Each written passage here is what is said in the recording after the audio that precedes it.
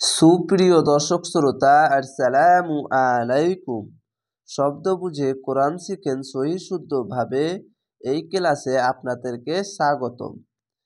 অবশ্যই এই শব্দ বুঝে যদি কোরআন শিখেন, ইনশাআল্লাহ শুদ্ধভাবে আপনারা কোরআন পড়তে পারবেন এবং অনেক দ্রুত রিডিংও পড়তে পারবেন।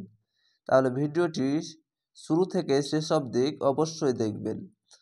তাহলে আজকের ভিডিও শুরু করা যাক। প্রথমে বলবেন আউযু বিল্লাহি মিনাশ শাইতানির রাজিম, বিসমিল্লাহির রহমানির রহিম। ওয়াকালাল ওয়াজর ওয়া কফ আলিফের ক, ওয়াক লাম লাম জবর লাল, ওয়াকালাল জাবারের পাশে খালি আলিফ, এক আলিফ টেনে পড়বেন, আর এই লামের সঙ্গে মিলে লাল।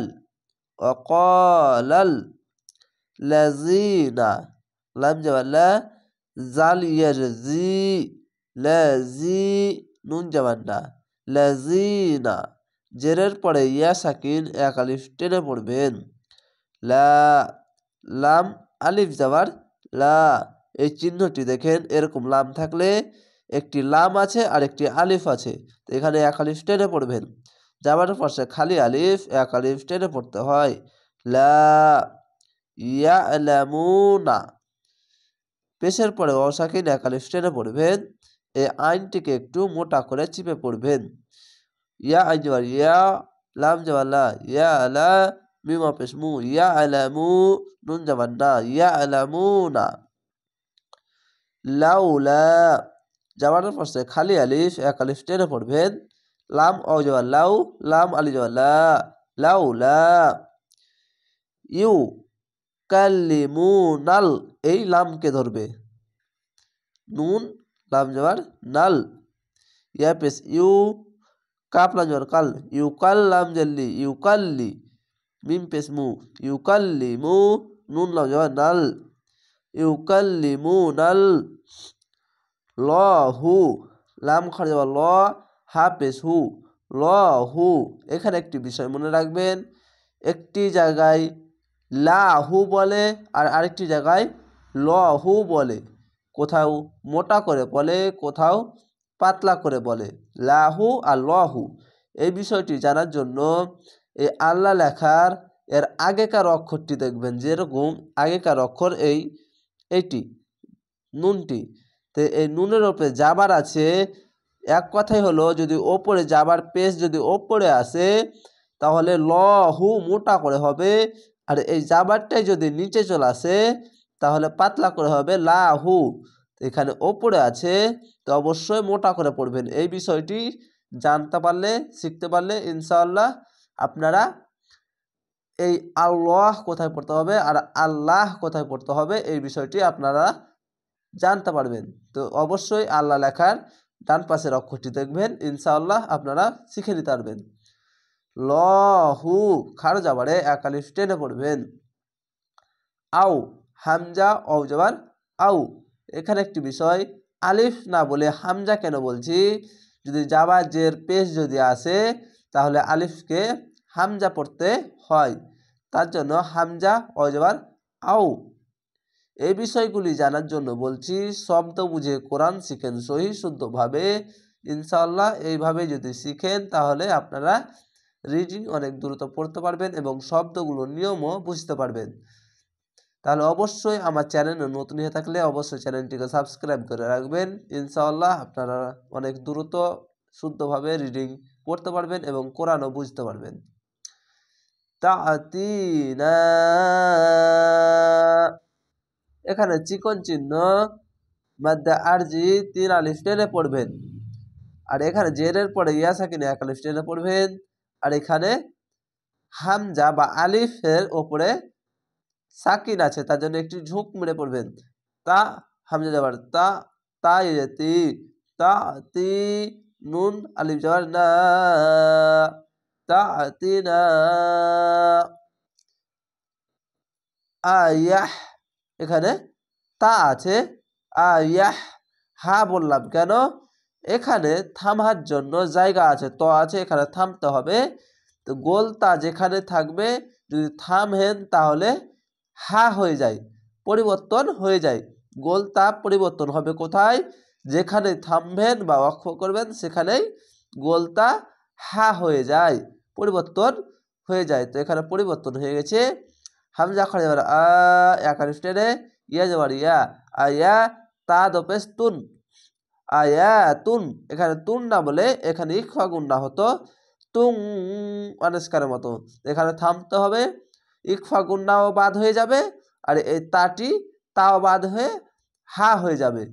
তো এখানে একটি সাকিন দিবেন, যেখানে থামবেন শেষ অক্ষরে সাকিন দিতে হয়, মনে মনে সাকিন দিবে। 2 পেশ বা জাবারের পেশ যদি থাকে তো বাদ দিয়ে সাকিন দিবেন। শুধু 2 জাবার থাকলে একাল স্টেনে পড়তে হয়, না তো সবই বাদ দিয়ে দিতে হয়। তো এখানে কি করবেন? সাকিন দিয়ে ইয়া হা যাবার ইয়াহ, তাকে হা পড়ছি ইয়াহ, আয়াহ কাজালিকা, কাব যাওয়ার কাজাল খাড়ি যা, কাজাল আবজালি, কাজালি কাব যাওয়ার কাজালিকা। খাড় যাবারে একাল স্টেনে পড়বেন। কলাল, ক পালি যাবার কলাম লাম যাওয়া লাল, কলাল যাবারের পাশে খালি আলিফ এক আলিফ টেনে পড়বেন। লাজিনা, লাম যাবা লা, জালি জি, লাজিনুন যাবার না, লাজিনা। মিন ক্বাবলিহিম, এখানে ইকফা গুন্না, এখানে কলকলা, মিম নুন জার মিং, অনস্কারের মতো, বাংলা অনস্কারের মতো নুনটিকে ধরবে ইকফা গুন্নার। মিং কব বাজবার কব, মিং কব লাম জালি, মিং ক্বাবলি হা মিম জার হিম, মিন ক্বাবলিহিম। এখানেও একটি গুন্না হয়ে গেছে। গুন্নাটির নাম হচ্ছে ইকলাব মিম সাকিন। ইকলাব মিম সাকিন, এই মিমটিকে ধরবে।